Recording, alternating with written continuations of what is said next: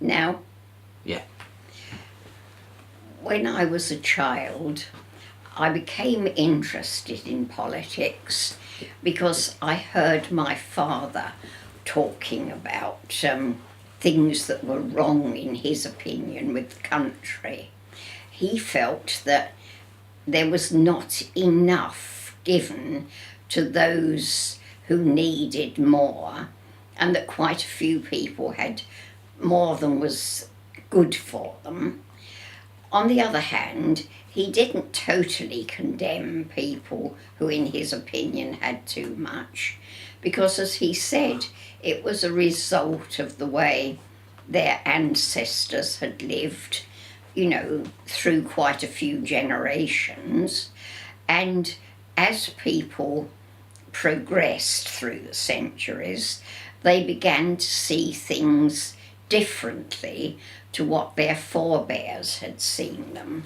And whereas in the 1200s it would have been inconceivable that somebody really low in the pile would have had any rights at all other than those that the Lord gave them, mainly to work for him and not get much in return.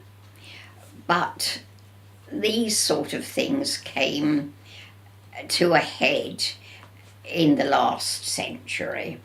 People decided that, come what may, they must stand up and say, why aren't we doing something for the mass of people in this country?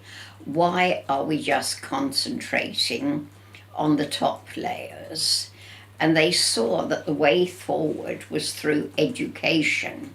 So they began to spend more on education to try to get people to realise that it was not a waste of time to let their children go to school, that in fact that it was this which was going to release them from their bondage.